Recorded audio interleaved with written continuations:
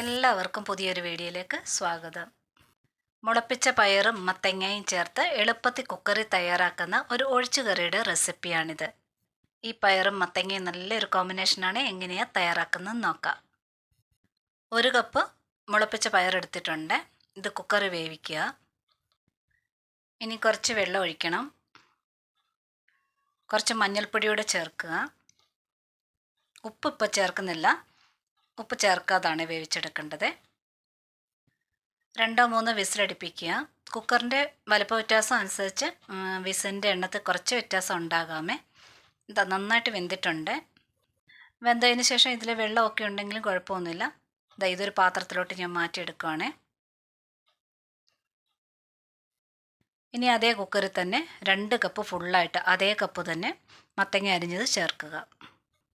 നല്ലവണ്ണം മത്തങ്ങ കഴുകി എടുത്തതിനകത്ത് പകുതി തൊലി അതിൻ്റെ കൂടെ തന്നെ ഉണ്ട്. മൊത്തത്തിൽ ചെത്തി എടുത്തിട്ടില്ല തൊലിയെ. ഇനി കുറച്ച് വെള്ളം ചേർക്കണം.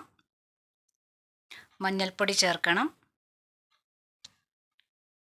ഇനി ഉപ്പൂടെ ചേർക്കുകയാണ്. എരിവിന് വേണ്ടി 1 പച്ചമുളക് ചേർക്കുന്നുണ്ട്. ഒരൽപ്പം മുളക് പൊടിയൂടെ ചേർക്കുന്നുണ്ട്. ഇനി നന്നായിട്ടൊന്ന് മിക്സ് ചെയ്തതിന് ശേഷം ഫുൾ ഫ്ലെയിമിലാണെങ്കിൽ ഒരു 2 വിസിൽ മതി. ലോ ഫ്ലെയിമിലാണെങ്കിൽ 1 വിസിലടിച്ചിട്ട് ഒന്ന് താത്ത് വെച്ചാൽ മതി. ഒരു 5 മിനിറ്റ് നേരത്തേന് ഒന്ന് താത്ത് വെച്ചാൽ മതി. നല്ല സോഫ്റ്റായിട്ട് വെന്തെടുക്കണം. ഒരുപാട് അങ്ങുടഞ്ഞു പോകരുത്. ഇങ്ങനെ മത്തങ്ങ വേവിച്ചെടുക്കണം. ഇനി ആ തവി ഉപയോഗിച്ചൊന്ന് ചെറുതായിട്ടൊന്ന് ഉടച്ചു വിടണേ. ഇങ്ങനെ പകുതിയൊക്കെ ഉടഞ്ഞു പോവുകയും പകുതിയൊക്കെ ഇങ്ങനെ കഷ്ണങ്ങളാക്കി കെട്ടുകയും വേണം. അതൊന്ന് ഉടച്ചെടുത്തിട്ടുണ്ട്. ഇതുപോലെ. ഇനി ഇതിൻ്റെ കൂടെ ആ ചെറുപയറൂടെ ചേർക്കുകയാണ്. വൻപയറിനേക്കായി നല്ല ടേസ്റ്റാണ് ഇതുപോലെ മുളപ്പിച്ച പയറും മത്തങ്ങയോടുള്ള കറി. ഇത് നന്നായിട്ടൊന്ന് മിക്സ് ചെയ്തിട്ടുണ്ട്. ഇനി ഒരു അരപ്പ് ചേർക്കണം. ഒരുപാട് തേങ്ങ അരക്കല്. ആ 1 കപ്പിന് 1/2 കപ്പ് മാത്രം തേങ്ങ എടുക്കുക.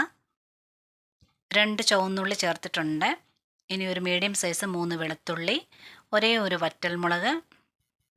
ജീരകം വളരെ ശ്രദ്ധിച്ച് ചേർക്കുക. കുറച്ചേ ചേർക്കാവൂ. ഒരുപാട് ചേർത്ത് കഴിയുമ്പോൾ ആ ജീരകത്തിൻ്റെ ടേസ്റ്റ് മുന്നേ നിൽക്കും.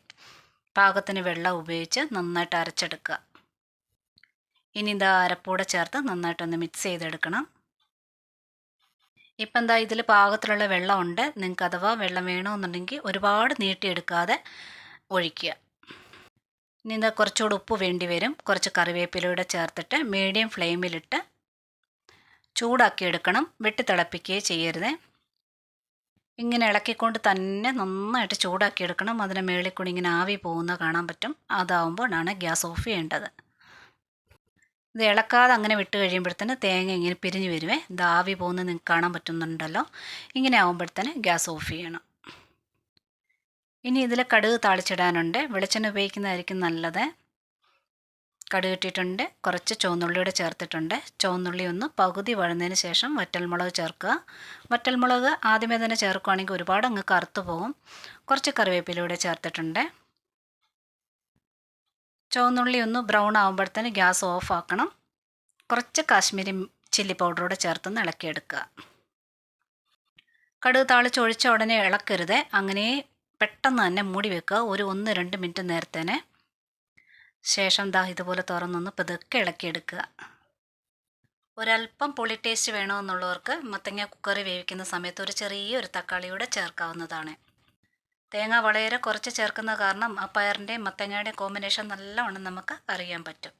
കുക്കറിനകത്തിട്ട് ഒരുപാട് കുഴച്ചെടുക്കരുത്. മത്തങ്ങ പാകത്തിന് എടുക്കുക. ട്രൈ ചെയ്യുന്നതൊക്കെ ഇഷ്ടപ്പെട്ടിട്ടുണ്ടെങ്കിൽ കൂട്ടുകാർക്കൊക്കെ ഷെയർ ചെയ്ത് കൊടുത്ത് ലൈക്കും കമൻറ്റും തന്ന് സപ്പോർട്ട് ചെയ്യാൻ കൂടി മറന്നു പോലെ.